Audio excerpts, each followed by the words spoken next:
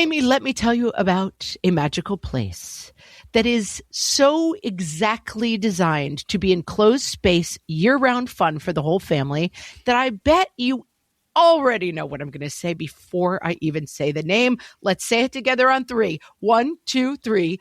Great Wolf Lodge. You got it, Amy. My kids loved Great Wolf Lodge when we went. You probably already know that it has a huge indoor water park with a wave pool, lazy river, a bunch of massive water slides. But then your pack can hit the other attractions because, wait, there's more. Great Wolf Lodge has adventure-packed attractions like Magi Quest, a live-action game kids can play throughout the lodge, plus the Northern Lights Arcade. Spent some quality time there, so your kid who loves the lazy river and your kid who loves fantasy games will both have a great time. Great Wolf Lodge also offers great dining options and complimentary daily events like nightly dance parties, all under one roof. Unpack the car once and you're settled in to have fun. And with 22 lodges across the country, you're always a short drive away from adventure.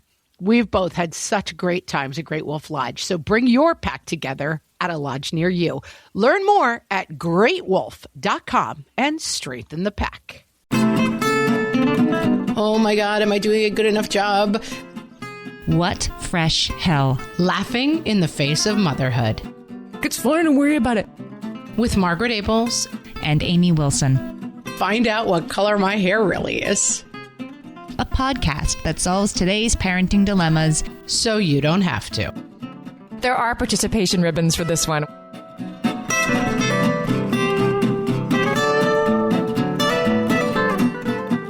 Hey, everybody. Welcome to What Fresh Hell. This is Amy. And this is Margaret. And guys, we're in it. It's coronavirus, and we're going to talk about it. We had a bunch of different episode topics lined up, like how to get your kitchen clean or whatever it was. Maternity leave. How to raise a teen. And we just kind of scrapped those all. And they're coming. They'll be back. Yes, we will be back to our regularly scheduled programming. I will start with an oldie locks alert. Back in my day. Same bat time, same bat channel. Remember that, Amy? From the old Batman show? Right. The old, like, winky, satirical Batman TV show. Right. It would leave you with a cliffhanger and they'd say, you know, watch the next episode. Same bat time, same bat channel. Well, we'll be back to our same bat programming at some point, but for right now, it seems like there's probably not a lot of purpose in having lengthy discussions about, like, should your teen get a driver's license? It's like we're all in the mode of coronavirus all the time right now. Look at it this way, though. There are so many hypothetical things for us to worry about that are now completely hypothetical. Like, think of, like, my kid getting his driver's license is definitely off my list for this month. It's not something I'm worrying about right now. That's a highlight. And I think in general, like, we've talked a lot about anxiety, and I think, you know, as moms, we always have this, like, generalized, like, bang, this kind of hum of anxiety in the best of times, which is like, oh, what about this kid who maybe isn't reading at grade level? Or, oh my God, am I doing a good enough job with extracurriculars when my neighbors are teaching their kids Mandarin? And I would say, and tell me if this reflects your experience, Amy, that, like, my anxiety level, while more focused on, like, oh no, what's happening with this horrible situation that we're all in, my generalized anxiety, not as bad. Right, because the hypotheticals have stripped away. You have something actual and concrete in front of you to deal with, which is what's for dinner, right? And not, is my child pre-literate? Like, all that stuff has very quickly seemed like nonsense, along with, like, when's the last time you put makeup on? I mean, it's been a little while for me at this point. And fix my hair. Well, I put on our Facebook page, like, yeah, this will be interesting. I've been coloring my hair since I was 16 years old. Let's do a fun thing called Find Out What Color My Hair Really Is. We're all going to look like Tom Hanks and Castaway at the end, right? Just like raggedy. My kid can counter-argue anything, right? Like, he is ready for the reason why whatever you're saying, suggesting, thinking is the worst idea. So back in the halcyon days of, 3 weeks ago, I was like, you should get a haircut. You need a haircut. No, I don't. No, I don't. No, I don't. So he already looks like Jim from The Office. Like, it's already sort of like adorable and wispy and coming out from behind the ears. Shaggy. It's sort of adorably shaggy. But I'm sort of like, what are we going to do? But he's headed straight to Beatles, and then he's headed to like 60s rocker. And then I don't know, right? I'm like, man bun for you. And he's sort of like, it's fine, don't worry about it. And again, see, here I go. I probably shouldn't worry about what am I going to do with my kid's hair. Like, that's probably not something I need to worry about. But you really, I mean, are you that worried about it? You're observant about it. But like, I know you're not actually worried about it. But in the real world, you'd be like, exactly. Do other people think I'm a bad mom because he's hair? It's like, oh, can't deal with that, you know? Exactly. Now, he has a little more appearance consciousness than I do at this point because he is Zooming with his teacher and classmates, and they're doing an amazing job with this. The online learning is going like better than you could hope it would. And the kids have to like look decent. They have to have like their hair combed and have on a shirt with the collar and like sit up nice. They have to be like at a chair at a table. They can't be in their bed. And people are looking at him every day, which is more than I can say about me. Well, there's an article going around on The Cut, which I will share on this episode, but it talks about like, this is the time to allow yourself to lower the bar. And I thought this was so beautifully said. This is the perfect time to finally recognize how much you've been trained to perform parenting, to design a cozy reading nook so your Instagram followers can see it and grudgingly approve, to bake your vegan muffins and take a photo and pack your kids' bento boxes. And it's all about like, this might be time to really let a lot of stuff go. Like nobody's looking. You know? Mm-hmm. And I have found that to be somewhat true. I mean, there's now some like performative homeschool going on, which is like people posting like, you know, I find on our local message boards, there's always people who are like posting at noon, like my kid's done with all the e-learning for the day. And it's like, okay, Brenda, chill out. You know, like her name's not actually Brenda. That's just a fill-in.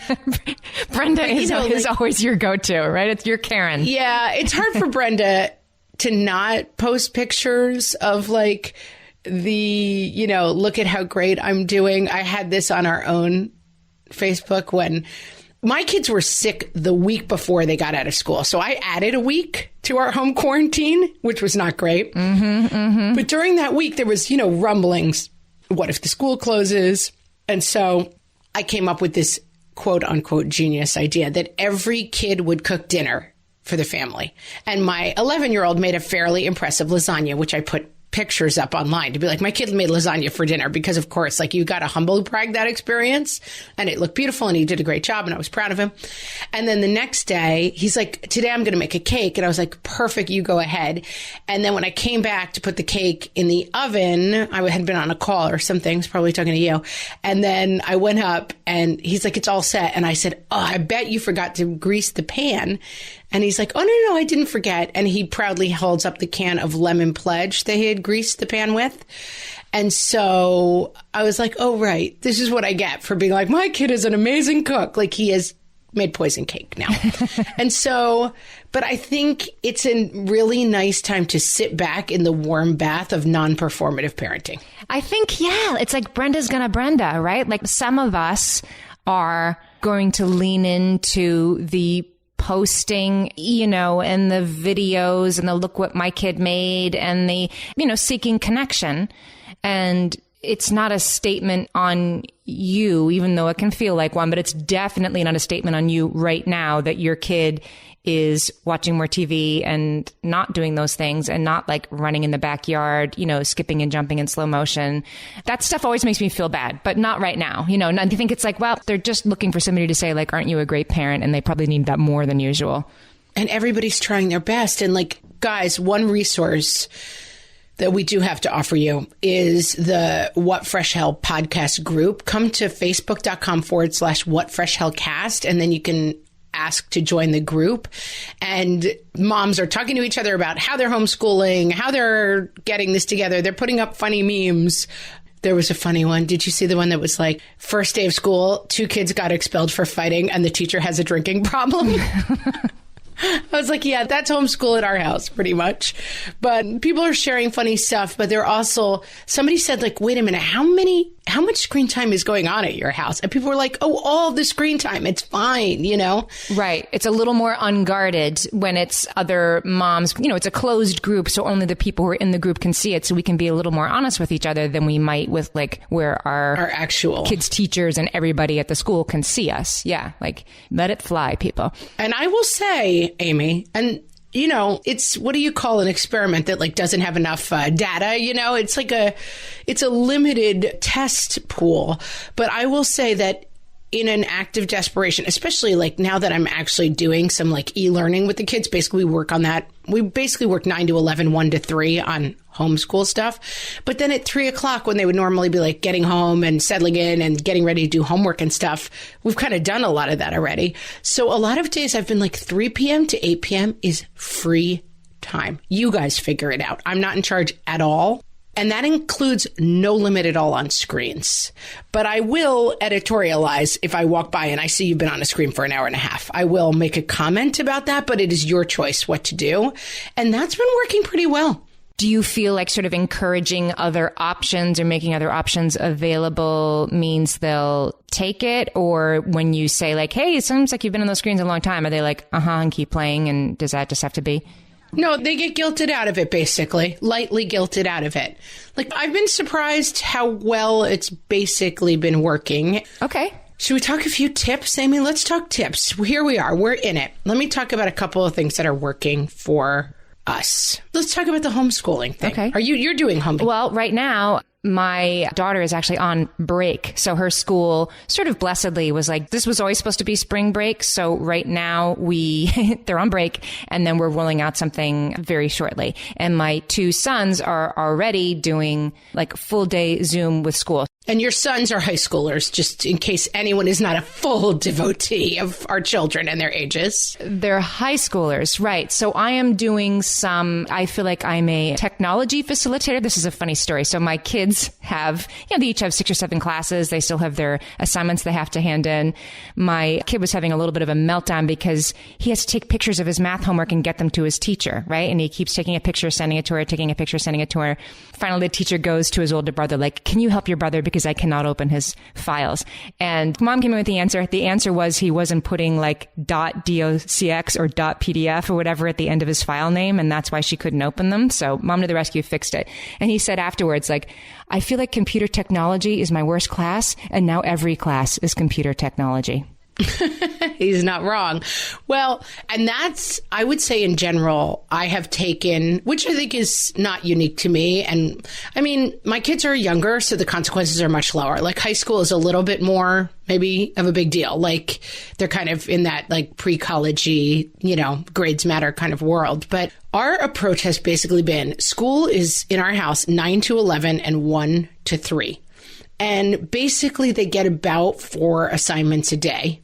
And they do a half an hour on each assignment, as much as they can get done. And are they doing the same? Are you giving them individual assignments or are you sort of pitching it for the group? No, the school is sending stuff. Oh, the group is, okay, yes. The school is sending like, here's a math worksheet, here's something to watch for social studies. I have a 2nd grader, so it's really pretty wink, wink, And then the other problem, of course, is like we're a Common Core public school, which if anyone is, it's like there was another meme going around that was like, goodbye, Common Core. Hello, carry the one. Like, it's like I don't even know how to speak the language of a lot of this stuff. So even with my 2nd graders' work, I'm like, yes, use your arrow system to move the 100th place forward. And I'm like, yeah, no idea what that means. Scoop the word to show the vowels. I'm like, no idea what you're talking about. Sorry. That's 2nd grade homework. So, but I really do think that like in the big picture, somebody was saying like, what's not fair about this is that the kids who have access to parental help and good technology are the kids who are going to thrive and the other kids are going to fall behind. And I was like, yeah, unfortunately, that's the story of the American educational system writ large. Like that's already the story, yeah. Which is kids who have parents who are super involved and have good technology thrive, And so I think the curve is going to just shift a little bit and stay basically the same. I would really strongly lean into the point of view that like deciding that homeschooling and doing it perfectly and making yourself miserable over it is not advisable at this point, and that the kids are going to be fine. All these kids are going to be missing a couple months of school realistically at this point. That's true. I mean, what the problem with the homeschooling is that it's, both you and I have the room for it. I mean, some of our other things have had to go to the wayside, but we don't have, this is our job. And so we can make this work and step it up with our kids, which is stressful, but it's possible, right? I know a lot of working moms that don't have time to be sitting there all day with their 7-year-old and their 9-year-old and their 10-year-old. It's not necessarily because they're lower socioeconomically at all. It's because the demands of their job, whatever it is, may not allow to be a homeschooler. Like, we've all become homeschoolers, whether we know how to do that or are good at that or not. And we have to give yourself, whether we like it or not, spoiler alert, it's a not from me. Yeah. And so I do think we have to give ourselves some grace. And I think for the kids, the thing that I'm seeing happening with my kids is the dawning realization. They were, both of my kids, and are still working really hard, still doing really good work. But I've been trying to tell them, like, look, things are different now. Like, expectations are different now. Your math teacher isn't going to give you half credit because your homework was not in a format she could open. Like, she's going to understand that. And they really didn't buy that at first. And I think they are slowly understanding that nothing is the same right now, and that means they can relax a little bit. And that helps me relax a little bit. All right. More about that after the break.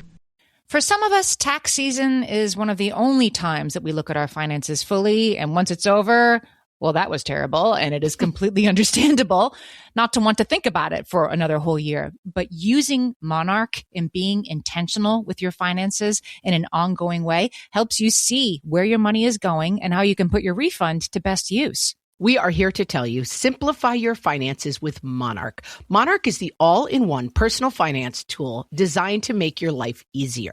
It brings your entire financial life, budgeting, accounts and investments, net worth, and future planning together in one dashboard on your phone or laptop. Feel aware and in control of your finances this tax season and get 50% off your Monarch subscription with code FRESH. As you know, my husband and I are preparing to send, 3 kids off to college, and I cannot tell you how helpful Monarch has been in showing us our full financial picture, helping us to track our spending and reach important savings milestones. Our weekly meeting, Amy, it's now run by Monarch. Love it. Achieve your financial goals for good with Monarch, the all-in-one tool that makes money management simple. Use code FRESH at monarch.com for half off your first year. That's 50% off at monarch.com, code FRESH. You know that thing where you get an amazing pair of shoes at a really great price and want to tell everyone about it? Yeah, so do we. Here at Designer Shoe Warehouse, we'll give you something to brag about, like the latest styles from brands you love, or the trends everyone's obsessing over, or shoes that make you feel like, well, you. So go ahead, show off a little. Find shoes that get you at prices that get your budget. Head to your DSW store or DSW.com today. DSW, let us surprise you. Okay, so our basic take on homeschool is do what you can. This is not a test. This is not a referendum on whether or not you're a good parent or a good teacher. This is just do your best and then help your kids. The other thing is, like, as we're unfortunately finding out, it's a marathon, not a sprint. And I think a lot of us started as a sprint, and having literally run a marathon, like, yes, I ran the New York City Marathon many years ago, and it starts on the Verrazano Bridge. So you go out to Staten Island, you run back into Manhattan on the Verrazano Bridge. And I ran the first mile like in probably like 8 minutes. And my normal mile is like an 11-minute mile. And that's it's very reminiscent of that. You're just, the hype is like, I'm homeschooling. Look at me. I'm opening the assignments. I'm printing them out. Everyone has their own dedicated workspace. Here's a sharp pencil. Like, we got to just realize that, like, getting through this, you get the gold ribbon. Right. There are participation ribbons for this one, and we all get one. Everyone gets a big, shiny gold star and a participation ribbon. And, like, everybody has a million things going on. Work is going on. Dealing with being cut off is going on. There's so much going on that, like, getting through the day, I give you a big bow and a gold star. You know what is so funny? My kid, my oldest, one of his current assignments is to be working on a personal essay. He's a junior in high school. So, in some world, this essay could be used as an application essay. And of course, he's supposed to write about some really important occurrence in his life, right? Some really incredible event that really shaped him and the way he thinks and made him who he is. And, obviously what millions and millions and millions of kids are going to want to write about and should write about and yet can't write about because then there'll be 14 million essays on the same thing is this. Like, this is the most important thing, the weirdest thing, the most earth-shatteringly important thing that's ever happened to my kid because he's a lucky kid, right? But it's sitting there with him trying to help him think of something that isn't this that would also work has been crazy. Well, because anything that isn't this doesn't matter. And anything that is this, first of all, it's not resolved. So, like, it hasn't been an experience yet. He's like, on first base of the experience, maybe. Yep. And also, like, Amy and I are working on a project and I've been trying to put together a proposal on this thing and I'm trying to write something and I'm like, what can I write right now? Because I don't really know where anything is going, And so to write right now feels like my little sister had a famous story that she fell down the stairs at our house once. And she was always like the kid who like made everything okay, super cheery. And she tripped on the top step and she was like, I'm okay. And then she hit the bottom stairs and started crying, She was like busy telling everyone she was all right as she was falling down the stairs. And that's exactly that's kind of the metaphor for right now. Like, you can't be like, I'm okay, because we're in the middle of it. Well, let's talk about that, because have your kids seen you lose it yet? Because mine have, and it was, over the idea that there's a lot more work to do around the house right now, right? A lot more stuff that mom would usually handle because everybody's home all the time. So there's more, laundry, there's more this, there's more stuff in the kitchen, there's more cups left everywhere, there's more, Mom, I need your help. I can't, my math teacher can't open my homework, and all of it's falling on me. And when I ask for help with it, when I make a list of it, it's so far, the list is helping me. I'm not sure it's really getting through to people. When I ask for help, there's 100 reasons why that's not possible right now, including I'm almost done with this episode of Dance Moms. I mean, let's be realistic. Like, nobody can walk the dog. Amy, in times like these, we need dance moms. Yeah. And like, so do I. Believe me. No. You're like, I would also like to be sitting around watching Dance Moms. The old me was far too busy for Dance Moms. Now it's a new day. But yeah, can somebody walk Marshmallow? Not I, said the dog. Not I, said the turkey. It's like that. I'm like, it's the little red hen in my house, and I lost it. And I don't know. I don't think they got it. I think they're like, oh, Mom's really stressed, which I am. But that's when I lost my stuff this week. I have lost it behind the scenes in terms of emotions. Like, I'm trying not to do the thing of like panicked crying in front of my children. It just feels like they need to look to me to be the captain. And someday we will have a conversation where I was like, that was also really hard on me. But like, I feel like right now there's too much adrift for them to like look at the pilot of the plane and see that person crying. Like, it's like, I'm keeping that away from them. But in terms of, we have very early on, I mean, like maybe, whatever, day 2 or 3, like very early on, I called a family meeting and I was like, here's the thing. Everything is really changing and we are safe and we are staying home and staying away from people, and that will help us in all of these ways. But this is going to be difficult and we need to change a lot of the ways that we behave in order to make, like, we had a really like come to Jesus conversation about like, we're not going to squabble over nonsense. We're not going to blah, blah, blah. And then we, in the course of the family meeting, came up with like, what is going to be hard for people in this? And we all decided, everyone decided that my problem was going to be being patient with people. And we decided that the kids' problem was going to be being kind to their parents and each other. Your kids came up with that on their own? Well, no. I mean, it was just a led discussion. They weren't like, oh, our problem, mother, is that we'll be, But basically when we boiled it down, like, oh, we're going to be fighting. And I was like, okay, so our mom and dad's problem is patience, and kids' problem is like kindness, being nice to each other, not fighting, not, getting on each other's nerves, blah, blah, blah. And so we came up with like a shorthand where the kids are allowed to say to us, patience, whenever we're screaming, and we're allowed to say kindness to them whenever they're fighting. And like, that's our shorthand of like, remember, we're in special times, and like, this is your one thing that you need to do at all times. And it's helped. Like during the homeschooling, I'm like, how do you not know what 12 times 3 is? We did that. My son will be like, Mom, patience. And I'm like, oh, right. I'm trying to be patient. Like, yeah, you can't push back, right? That touchstone has been real. And then like I have been called and I stop what I'm doing, you know? And listen, does my tween, like when I say kindness, be like, I can't be kind. I hate his face. You know, yes, he does. It's not like we're sailing through this, but I think putting really fine points on it has been really helpful. And my husband and I have had to have a daily meeting. Without the kids, you mean? Oh, yes. An intermarital. How are we not going to kill each other meeting? I mean, because remember like a couple of weeks ago when we thought like the worst thing our husbands could do was open the bread bag sideways? Like, oh no, we didn't realize that our husbands could come into like an hour and a half into us homeschooling the kids and be like, this is how you should really do it. And then I'm like, okay, we're not going to survive. Oh my God. Like, it's the, I'm going to actually hit you. It's the G.I. Joe, like parachuting overhead being like, don't you know that you like hero, husband. Right. Kids learn when they're given lots of project-based learning. Like, do it or let me do it. I've had that conversation. And to call myself out, like I have a bit of a problem of thinking that my husband needs everything about being a human being explained to him in detail at all times. And I sometimes forget that he was 35 when we got married. Maybe 33. And until that time, he was able to successfully like exchange oxygen for carbon dioxide and move about the world as a functioning adult.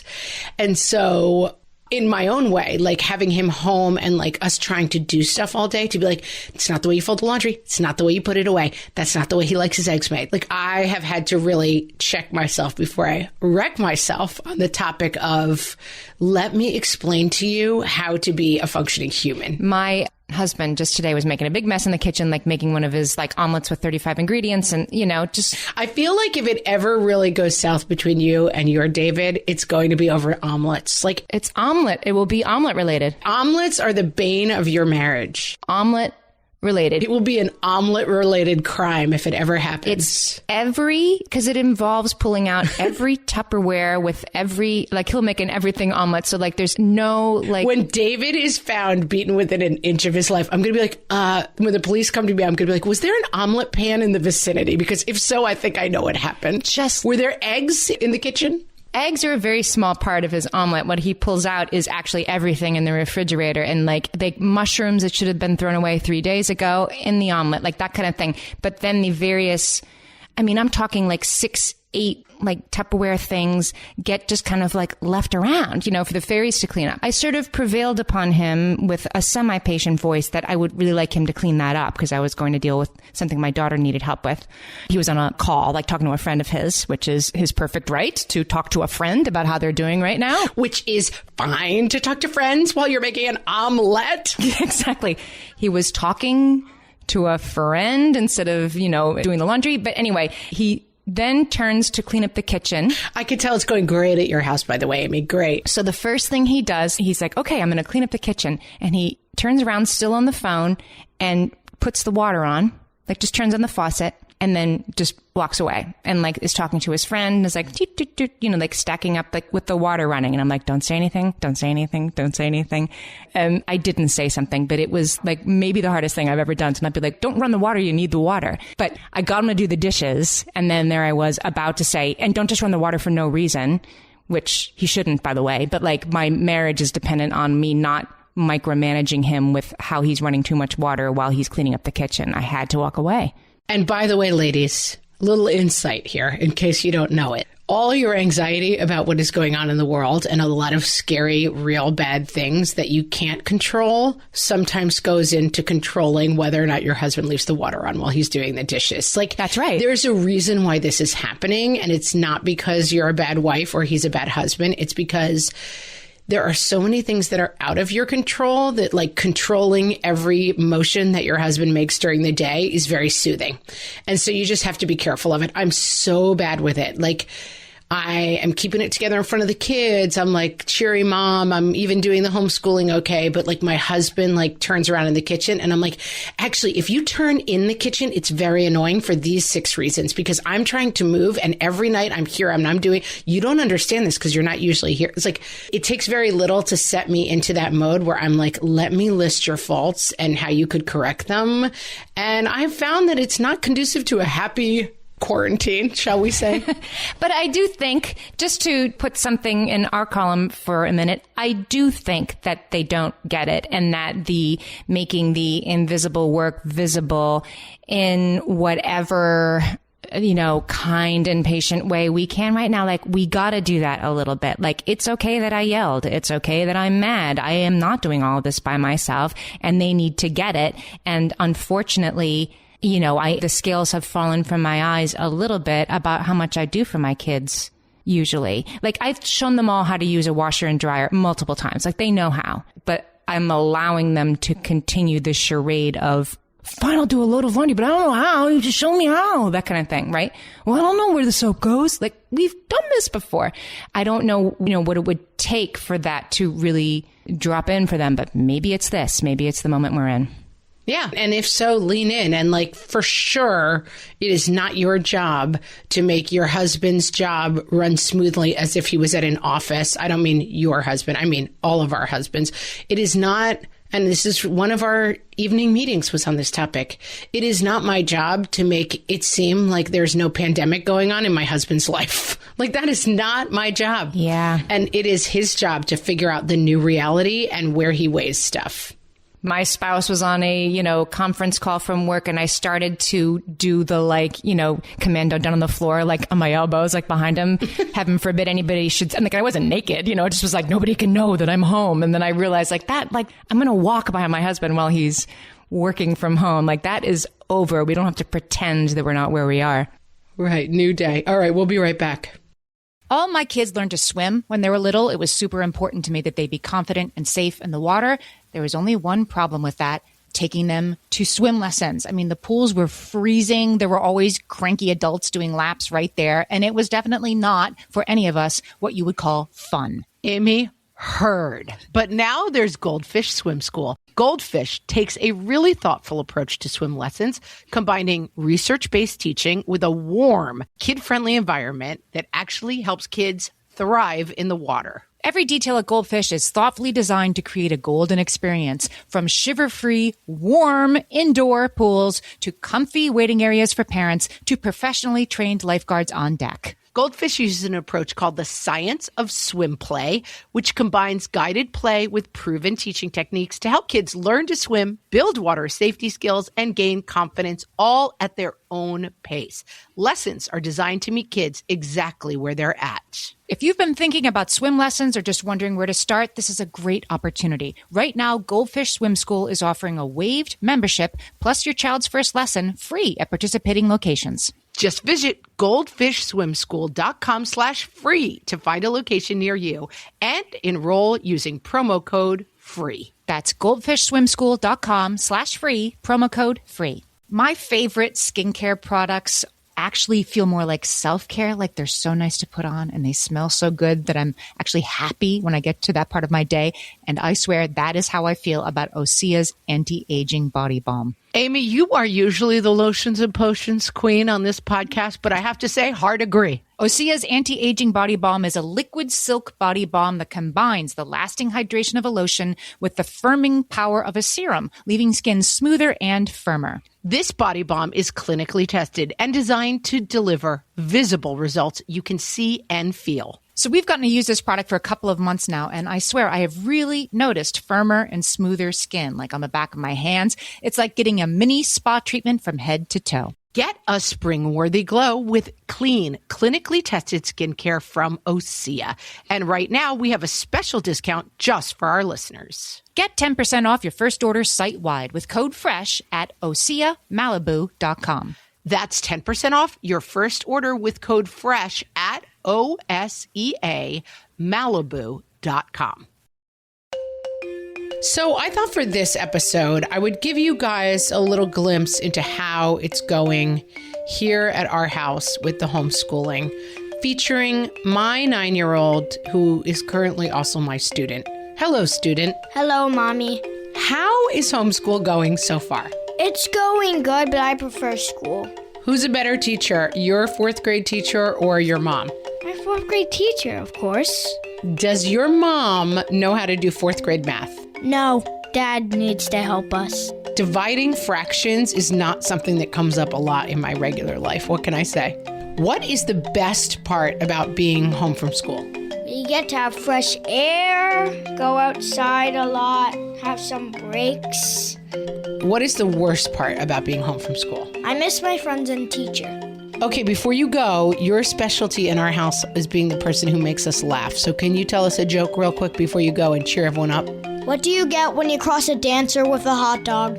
What do you get? A ballerina. Solid. Thanks, man.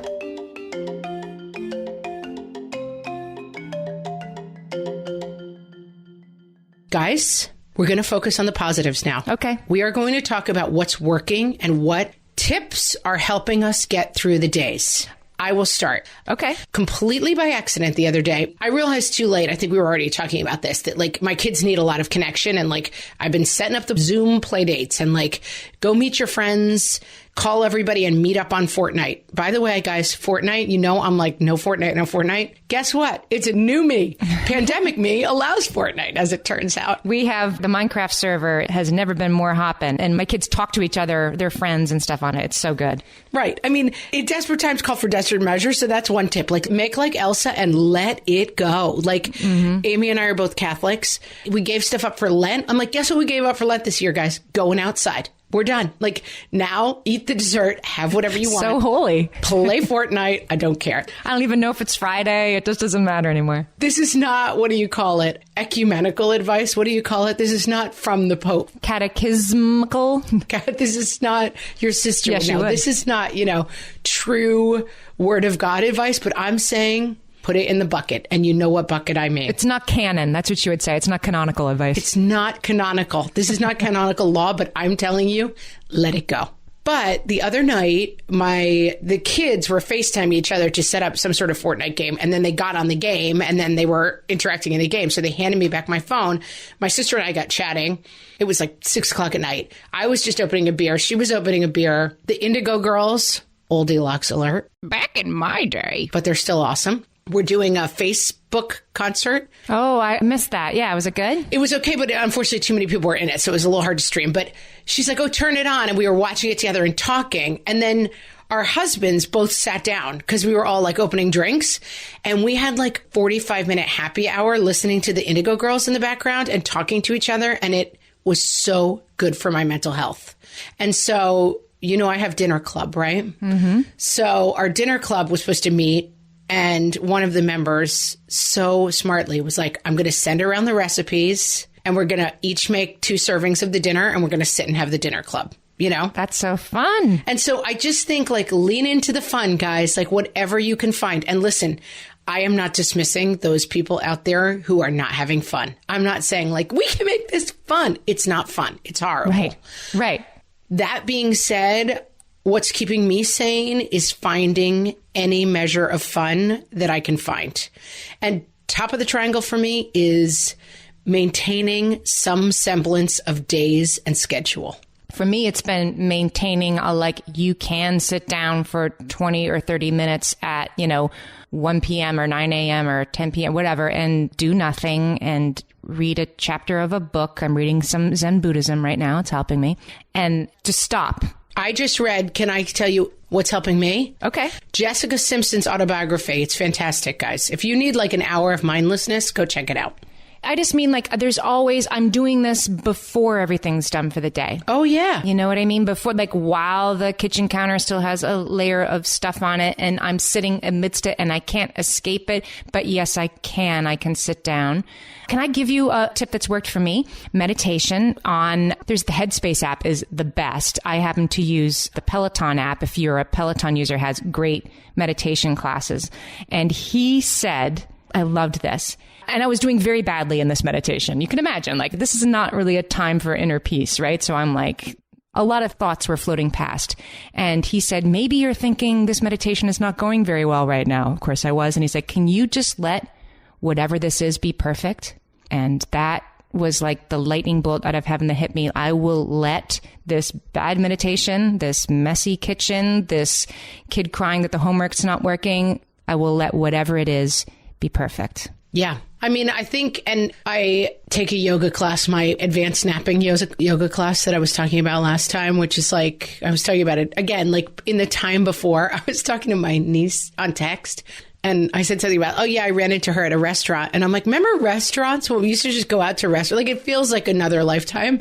And I was like, I miss going out and having meals. And she texted me back because she's a college student currently, not stuck, but, you know, in the long term at home alone with just her parents. And she texted back, I miss having friends who weren't my parents. It's like, right. It seems like a lifetime ago. But anyway, in my yoga class, my teacher would say that someone taught her this mantra, this is just what's happening right now. And like, that's a phrase that's been coming to me a lot too. Like, this is what's happening right now. And it may be happening again tomorrow. It may be happening for a while, but like, this is actually just what's happening right now. It's going to go on for a while, but here we are. You know, something that didn't work for me that well, you and I talked about this offline, but it occurs to me. I read somewhere, and this seemed like a great idea to me, like get a journal, tell your kids to write everything down, that someday their grandchildren are going to be asking them for their stories of this crazy time, and they're going to want to remember, and you're going to have to write down and keep a journal of your time in quarantine and all the stories. My kids have resisted that with every fiber of their being, and usually that would just make me push harder on why that's a great idea. But I think I realized, like, they don't want to process their feelings about this right now. This is a moment that they are not ready to process. They are in it, and I couldn't push them to process it yet. Agree completely. I had exactly the same experience. This is one thing I want to get to, too, in terms of, like, things that are helping, because it came up on the Facebook group, and I think it's a really interesting point. That's right. For really anxious kids, and let's be honest, all kids are really anxious kids right now, but like for really, really, you know, we all know, if you say which one of your kids is the anxious kid, most of us can name that person. One of the things that I was suggesting on the Facebook group, and I think is just such solid advice, this is my mom, the therapist, this was always her advice, sit down and name the fears. And that's something we've been working on a lot. Like, how do you feel about this? What is scary about it? How, and really, like, we say this all the time, right? Like, turning around and looking at it is better than imagining how scary it is, whether that's your budget, whether that's your weight, whether that's your, you know, marriage. Like, being in that space where you're like, I know it's bad, but I cannot force myself to confront it is worse than turning around and being like, we've got a real problem here. Let's look at exactly how bad it is. And I think with kids right now, that is really important. And like, I have sat down with my kids. What are you worried about? I'm worried that I'm going to get sick. Okay. Statistically, here are the numbers. It looks real good for you guys in terms of being a kid under 20. I'm worried that you're going to get sick. Okay. Possible that could happen. But statistically, I'm still looking pretty good for my age group. And this is what we're doing to keep ourselves safe. I'm really worried that grandma's going to get sick. Okay, statistically, grandma's not looking as good as the rest of us, but here's what she's doing to stay safe. Here's lots of stories about people who have had this virus and survived at different ages. And so we're doing everything we can to stay safe and like really talking through it, frankly, and revisiting it much more often than you think, even if it's 3 times a day. How are you really feeling? Because I see a lot now of like, again, the marathon's running off. I mean, the sprint is running off and now we're like entering the marathon and I'm starting to see the like 3 o'clock, 11-year-old starts bursting into tears and slamming doors. And I find that that's time to be like, what are we worrying about right now? And they'll respond because my anxious kid would be absolutely furious if I tried to have that conversation. I'm not anxious at all. What do you mean? And just gets more and more obstinate about it. So do you think it depends on the personality? Maybe because we've talked about this.